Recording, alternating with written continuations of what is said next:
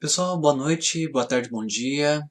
De novo, é uma satisfação estar aqui com vocês. E agora, muito rapidinho, né, para responder algumas perguntas, mas antes disso, também queria novamente agradecer a vocês que acompanharam. Eu fui um pouquinho sabotado pelo YouTube, né, e embora a gente tenha tomado todas as precauções, tenha planejado tudo para acontecer da melhor maneira possível, né, sempre que a gente lida com tecnologia, infelizmente a gente acaba às vezes ficando sujeito a essas questões, mas nada que tenha nos prejudicado, né? Acho que todo mundo conseguiu ver aquilo que eu tinha para falar e gostei de ver que vocês acompanharam, comentaram, um monte de gente me marcou no Instagram, eu fico feliz também, é sinal de que vocês estão acompanhando, e é claro que a gente fica feliz em ser acompanhado, né? Como o meu grande amigo, o professor Raul, comentava na apresentação dele, é difícil gravar para uma câmera sem ter a dimensão de quem que está vendo, de como que as pessoas estão reagindo a gente, né? O ambiente de sala de aula é muito diferente quando a gente está aqui na solidão dos nossos quartos, das nossas casas, gravando, a coisa é um pouquinho diferente, mas eu pelo menos senti uma resposta muito satisfatória. E agora comento rapidinho as três questões que me foram feitas, três questões super interessantes. E, bom, eu vou tentar não me estender tanto assim, a ideia do vídeo não é essa, né? Mas ao mesmo tempo tentar responder aí de maneira satisfatória, lembrando que se alguma coisa não ficar clara também, vocês podem me contatar por e-mail, eu sempre respondo, estou sempre à disposição, quem quiser saber de alguma coisa, sugestões, trocar uma ideia, enfim, estou sempre à disposição de vocês. Mas então vamos lá para as nossas perguntas. Primeiro, a pergunta que me foi feita pela Adenísia, eu vou projetar ela aí para vocês e ler ao mesmo tempo, de modo que a gente consegue acompanhar, né? Então, vai lá.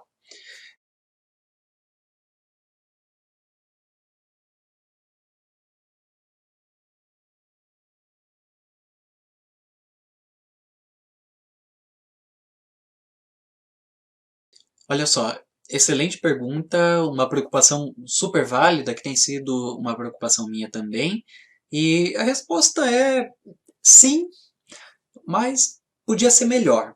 Eu comento rapidinho a respeito, né? A gente tem, como eu mencionei rapidamente, né, na minha apresentação, desde meados do século passado, ao menos, o surgimento de uma preocupação justamente com essas questões. Então, isso aparece na América Latina, isso aparece no Oriente, né, na Índia, ali no continente asiático.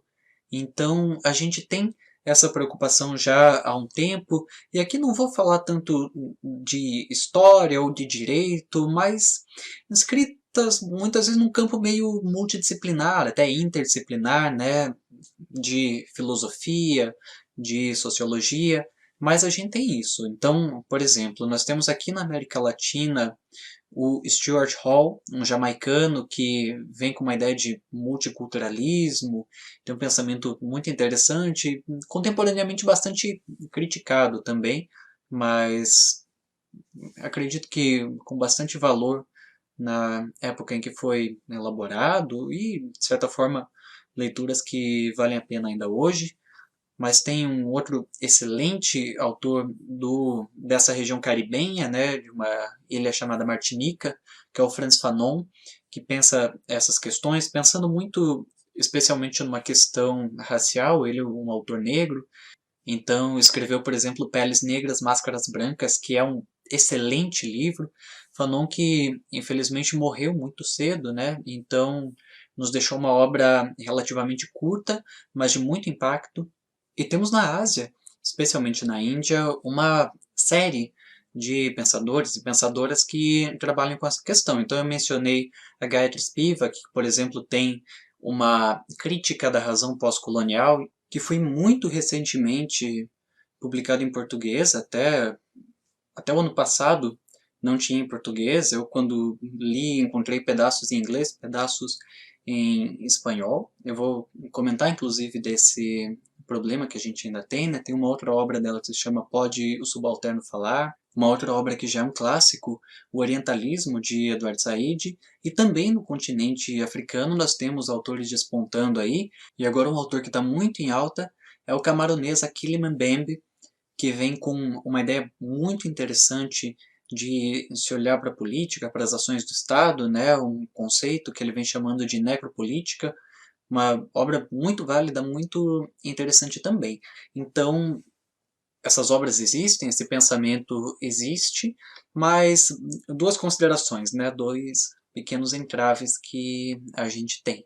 Como eu já dei o spoiler aí, né, nem tudo traduzido, nem tudo no português. A gente tem a maioria sendo publicada em inglês, né? Algumas coisas acabam saindo em espanhol, mas ainda não é tudo, não é tão rapidamente que essas coisas chegam em português. Mas já se tem bastante coisa aí, bastante coisa interessante que a gente consegue ter acesso, que a gente consegue ler. E uma segunda questão é que acredito que no campo do direito esse pensamento, pelo menos para nós, ainda seja muito incipiente. A gente ainda tenha um longo caminho a percorrer aí, mas nesse sentido eu faço a indicação do professor Celso Ludwig, que foi meu professor de filosofia, excelente, excelente professor, e que incorpora, traz para o direito o pensamento do Henrique Dussel, que é um argentino que radicado no México, porque fugiu da ditadura argentina nos anos 70, e que tem uma obra muito interessante dentro daquilo que a gente entende como pensamento decolonial.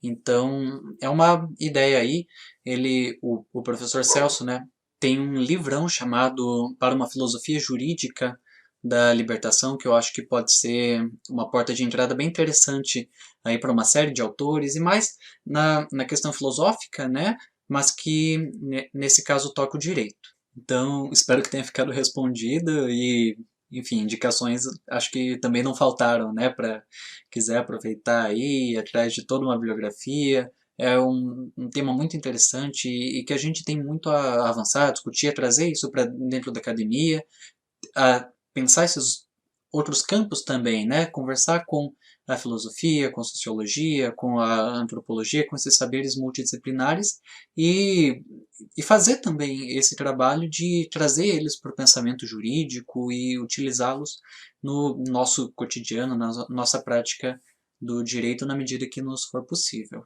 Agora passando para a pergunta do Eduardo. No caso do cigarro e até mesmo de muitas outras situações, onde se dispõe de novas normas que as limitam ou restringem, seria então uma forma do direito moldar determinado aspecto cultural em conformidade com a maioria no poder, levando em conta que estas são confeccionadas por grupos do poder legislativo, isto é, uma cultura artificial ou então a cultura que direciona a ação do direito para adequar a essa nova perspectiva cultural? Olha só, pergunta complexa e super interessante. Se eu entendi bem, a gente fala aqui, né, das relações que o direito e a cultura guardam e de que maneira que uma coisa influencia a outra, né? Eu mencionei o caso do cigarro porque eu acho um caso bastante interessante mesmo, de toda a sociedade civil agindo, né? Ações aí de saúde, questões envolvendo publicidade, políticas públicas e a legislação, evidentemente, tentando operar essa transformação, né, para se paulatinamente tentar eliminar da sociedade um hábito que, de forma mais ou menos consensual, se entende que é muito prejudicial e que não deveria existir, né? Só que, claro, você tem algo que é profundamente arraigado na sociedade, num determinado momento, né, quando começa essa investida, então não é possível simplesmente cortar do dia para a noite, tentar abolir, tentar proibir o consumo de cigarro do dia para a noite, evidentemente isso não ia funcionar, né? Aí a gente entra naquela ideia de leis que não pegam. Então essas coisas têm que ser feitas com uma ação conjunta que envolve uma série de iniciativas legais, né? Que como eu disse até hoje não é proibido. A gente não tem uma proibição em relação ao consumo de cigarro, mas tem várias ações que tornam ele muito dificultoso e que, na minha opinião, colocam o cigarro num espaço de semi-ilegalidade, uma coisa esquisita. Não, de novo, né, não que juridicamente a gente talvez fosse colocar dessa forma, mas analisando como que essas coisas acontecem, é um espaço de penumbra e justamente por isso um espaço tão interessante para esse tipo de análise. Agora, falando mais um pouquinho dessas relações entre o direito e cultura, eu acho que aqui a gente pode emprestar e não uma leve distorcida, mas que nos vai ser útil, o conceito de um linguista russo, que é o Mikhail Bakhtin, que fala em circularidade da cultura. Ele vai falar em circularidade, um trabalho lá sobre cultura na Idade Moderna, cultura popular, e vai falar nas relações entre cultura erudita e cultura popular. Aqui não é o nosso caso, né? Mas vamos pensar isso no sentido de atuação do direito e o que a gente pode entender por cultura. E aí essa ideia de circularidade é útil para a gente, porque qual que é a lógica? Que nem o direito atua a ponto de modificar a cultura, né? Não atua sozinho dessa maneira, mas também não é a cultura que, por si só, modifica o direito, mas que é um movimento, uma via de mão dupla. Então a gente tem uma atuação do legislativo, né, de várias maneiras ao longo do tempo nesse sentido, e a gente tem também dentro do imaginário, dentro da cultura, se a gente pensar, por exemplo, naquilo que as pessoas consomem, né? Eu vou falar de novela, por exemplo. Eu não assisto novela, então eu devia ter dado outro exemplo, mas acho que novela é interessante porque é uma coisa que as pessoas consomem muito, né? Até consumiam mais, agora que a gente tem Netflix, que a gente tem outras coisas, eu acho que nem tanto, mas o brasileiro sempre gostou muito de novela. E não se vê pessoas fumando na novela. E antes era muito comum, né? Você gravava cenas com as pessoas fumando. Então isso aparece na cultura, essa cultura televisiva, e deixa de aparecer. Ao mesmo tempo que a gente tem legislações, políticas públicas, uma série de coisas acontecendo nesse mesmo sentido. Então, por isso que eu falo que é uma via de mão dupla. Nem tanto os costumes ou a cultura é modificada unicamente pelo direito e o direito talvez não tenha, né, essa capacidade de a força mudar a forma que as pessoas veem alguma coisa. Nesse caso, ele não consegue se impor, né? Há uma dificuldade. E por outro lado, ao menos nesse caso aqui, também não é só a cultura, seja lá o que seja isso, né? A gente teria que adotar uma definição aqui, dizer o que a gente está entendendo por cultura aqui, mas isso seria assunto para a gente se estender muito mais, né? Mas pensando de uma forma mais comum, né? Vamos usar aí uma chave simplista e mais pensando num imaginário coletivo, né? Pensando nas mentalidades, pensando naquela velha ideia de Zeitgeist, do espírito dos tempos, é, não é só isso também.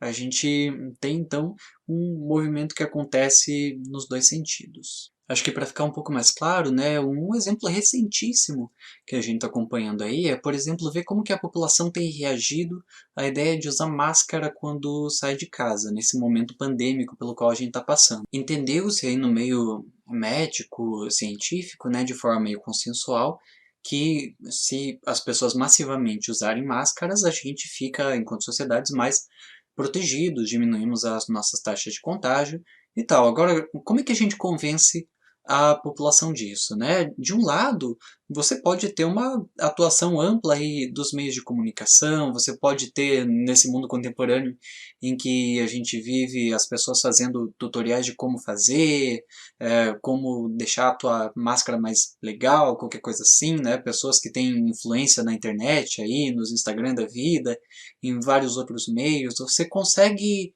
incutir na população a ideia de que isso é interessante e você consegue virar muito rapidamente uma chave de pensamento de que, sei lá, pouquíssimos dias, talvez, atrás as pessoas achavam, sei lá, se passar por por ridículo, achavam estranha a ideia de sair de máscara na rua, e hoje, em questão de dias mesmo, a gente tem uma situação em que você vai ser olhado torto se não sair de máscara, pelo menos em várias partes do país, né? Isso não acontece também de maneira uniforme. Só que, dentro do contexto que a gente está passando, daquilo que se entende por mais adequado, né, que de forma consensual a comunidade médica científica vem falando, a coisa tem que ser mais rápida e tem que ser mais ampla do que isso, né? Você não pode contar que uma parcela da população entenda dessa forma e comece a usar máscara, tem que ser massivo. E aí, nesse caso, você precisa do enforcement, você tem que ter o Estado, né, e agora vários municípios e estados inteiros estão editando normas nesse sentido, né, para forçar a população, para eventualmente multar, para aplicar sanções a quem não use. Então você tem uma atuação tanto desse poder jurídico estatal, né, mas também uma atuação da sociedade como um todo, dentro daquilo que a gente possa chamar de cultura, para fazer com que esse novo hábito, esse novo costume se estabeleça. Tudo bem? E passando agora para a nossa última pergunta, feita pela Cássia, vou colocar na tela e ler aí com vocês, então vamos lá. A antropologia jurídica contribui para uma melhor compreensão da complexidade social na qual se inscreve a regulação jurídica. Perfeito. O problema social que há tempos tem chamado a atenção, mas sem nenhum plano para erradicar tal impasse, é a chamada Cracolândia. Lá opera a venda e consumo de entorpecentes.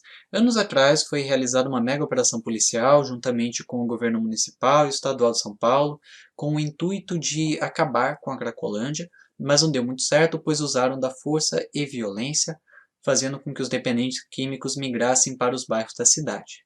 Nesse caso, houve uma possível violação de direitos e garantias fundamentais dessas pessoas, como, por exemplo, promover a internação compulsória sem garantias dos direitos sociais mínimos previstos na Carta Magna? Pois bem, é uma pergunta longa, né, e bastante complexa, que também depende da análise de um contexto, aí um contexto muito delicado. Quem eventualmente já teve a oportunidade de andar por essa região de São Paulo, já viu pessoalmente isso que a Cássia está falando, sabe que é de fato uma situação bastante delicada, né, mas considerando o que eu coloquei aqui na minha apresentação, né, eu vou tentar não entrar tanto nessa questão legal da coisa, mas justamente comentar alguns aspectos mais antropológicos ligados a essa questão. Bom, toda essa temática que toca o consumo e a venda de drogas necessariamente também acaba tocando a questão da violência, a questão da criminalidade, né? É muito bem tratada dentro da antropologia, não necessariamente uma antropologia jurídica, mas nos cursos de pós-graduação aí de antropologia mesmo, tem muita gente que fez suas dissertações de mestrado, suas teses de doutorado, lançaram livros tratando dessa questão, então a gente tem uma bibliografia muito rica e muito interessante a respeito dessas coisas. As provocações que eu faço aqui são no sentido de, primeiro, você fala, né, que não tem nenhum plano para erradicar tal impasse. Pois é, de fato, essa é uma situação que a gente não consegue erradicar. O direito tem que ter uma consciência dos seus limites e o consumo de drogas. Se a gente acompanhar o trabalho do Henrique Carneiro, por exemplo, que é um historiador da Universidade de São Paulo que trabalha com essas questões, a gente vai ver que o consumo de drogas é talvez quase tão antigo quanto a própria humanidade, enquanto que as visões que você tem a respeito desse consumo, né, e os intentos de repressão desse consumo são já muito mais recentes, aí de finais do século XVIII e mais solidamente do século XIX mesmo. Então, o primeiro ponto é que a gente tem que reconhecer os limites, né? Usando aí uma linguagem Foucaultiana, até porque essa ideia da Cracolândia aqui está muito numa seara de biopolítica, E a ideia seria reduzir os índices de consumo e de venda, né, e essa população que vive nessa situação super precária, que é do caso que você menciona aqui, a uma curva de normalidade. As pretensões são bem mais modestas do que erradicar. Agora, a maneira com que, não só nessa questão específica, né, mas abrindo um pouco aqui com que a gente lida com o consumo e venda de drogas no Brasil é muito complicada, e essa chamada guerra às drogas, né, é uma guerra perdida que desperdiça recursos financeiros, que desperdiça recursos humanos. Então eu não vou me estender muito aqui, mas acho que é uma questão que precisa ser muito discutida, que precisa ser discutida com muita seriedade, trabalhada dentro da academia, porque a gente tende a simplificar essa discussão, tende a adotar uma série de maniqueísmos, e isso não resolve o nosso problema. Aí a gente acaba, evidentemente, tendo uma série de complicações, especialmente quando isso toca, por exemplo, essa população que já é, por vários outros motivos, vulnerável e que acaba, claro, sendo o público-alvo do crack, né, que é uma droga mais barata e que tem um efeito mais forte, qualquer coisa nesse sentido, também não sou um conhecedor do assunto, e evidentemente as políticas de Estado acabam levando isso para uma questão policial, mais para uma questão policial e menos para uma questão de saúde pública. E a polícia, quando atua nessas questões, muitas vezes, muito frequentemente, acaba de fato usando de força, violência e fazendo isso de uma maneira que torna as coisas muito complicadas e que não caminha nem um passo em direção à solução do problema. A gente também tem que ter muito cuidado aqui quando fala dessas questões, né? E eu já tive vários alunos na Polícia Civil, na Polícia Militar, e que a gente já discutiu essas coisas de forma muito interessante, muito respeitosa. Gosto também de ouvir as pessoas que estão lidando com isso cotidianamente, né? Uma opinião que é muito válida para a gente que está dentro da academia. A gente precisa estabelecer esse diálogo entre nós que estamos na academia, a pessoa que está nas ruas, mas o que eu comento muito rapidamente, né, é que a gente precisaria também usar essas forças policiais de uma forma mais adequada, mais inteligente. Então, quando a gente faz esse discurso de crítica à violência, ao uso excessivo da força, à truculência das forças policiais, especialmente as polícias militares, né, é um discurso que não é só de colocar toda a culpa da coisa na PM, especialmente no PM que é o ponta de lança da atuação estatal e que está na rua lidando com situações de violência, que também está sofrendo ameaça, né, está recebendo salários incompatíveis com a função, com a periculosidade da função que exercem, muitas vezes mal equipados, mal assessorados, também muitas vezes sem um apoio institucional adequado e melhoramento constante, né, para se lidar com a população, para se resolver essas questões. E aí, sobretudo, né, quando a gente fala de São Paulo, quando fala de Rio, quando fala de alguns lugares em que a coisa é um tanto mais crítica, isso tudo deixa a situação muito complicada mesmo. Então, aqui não há maniqueísmos, a gente precisa olhar profundamente para essa questão, mas precisa enxergar que há alguma coisa errada na forma com que a gente lida com esses grupos da sociedade, na forma com que a gente faz esse combate às drogas dentro, especialmente das grandes cidades. Isso tudo precisa ser visto e precisa ser discutido com muito cuidado, com muita responsabilidade mesmo, para lá, eventualmente a gente conseguir talvez melhorar alguma coisinha aí. Para quem se interessa por essas questões de segurança pública e quer ler mais a respeito, dentro da antropologia, quem eu acho que é o grande nome, assim, uma autoridade do mais alto escalão para tratar essas questões relativas à segurança pública, às polícias, à criminalidade, é o Luiz Eduardo Soares. Acho uma recomendação excelente, tudo que ele escreve, mas também entrevistas que ele, que ele dá, enfim, são opiniões muito interessantes e muito embasadas, um trabalho sério de muitos anos lidando com essas questões. Então, a recomendação aí para quem quer ir um pouquinho mais adiante nessa questão. Bom, gente, uma outra questão é que me pediram para comentar a questão que eu passei lá para o formulário para aferir as presenças de vocês, né? E primeiro, comentando uma questão procedimental aqui, né? Segundo as regras da Unemat, a gente precisa estabelecer critérios para certificar vocês. É preciso controlar a presença, vocês têm que ter pelo menos 3/4 de presença, né, 75%.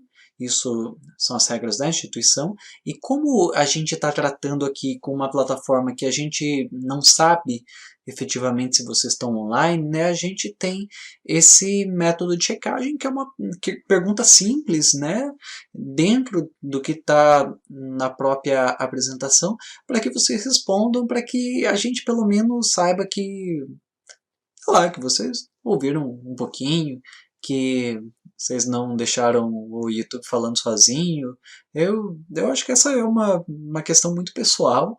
Acredito que a maioria de vocês estejam aqui mais pelo conteúdo do que pelo certificado, mas é para a gente agir de acordo com as regras da instituição aí, então tem essa questão. E aí eu fiz a seguinte pergunta, né? Vou colocar aí na tela.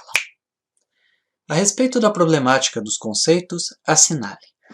A própria legislação costuma apresentar definições detalhadas dos conceitos que utiliza. Não, gente, se fosse dessa forma, o curso de Direito podia durar 2 anos e acho que ainda sobrava tempo. A gente tem justamente a questão de que, na imensa maioria das vezes, né, a legislação não se dá ao trabalho de explicar os conceitos que ela está adotando ali. Isso depende de uma interpretação por parte dos juristas, né? Tanto da doutrina quanto dos operadores do direito, né? No judiciário. Alternativa B. As palavras mantêm seu significado através dos tempos, de modo que as interpretações legais devem se manter. Também não, eu mencionei o Mark Bloch aqui dizendo, né, que quem dera se as pessoas, quando mudam de costumes, mudassem de palavras, mas isso não acontece. Então, uma palavra, quando é usada num determinado momento, isso não significa que 40, 50 anos depois ela vai continuar significando a mesma coisa. A alternativa C. Legislação raramente define os conceitos que utiliza, cabendo unicamente à doutrina essa função. Antes da vírgula tudo bem, né? O problema aqui é o unicamente, porque, vejam, o judiciário dá essas interpretações também, né? O Supremo atribui valores aos conceitos, e aí a gente não está falando de doutrina, mas a gente está falando de interpretações que estão acontecendo no cotidiano forense.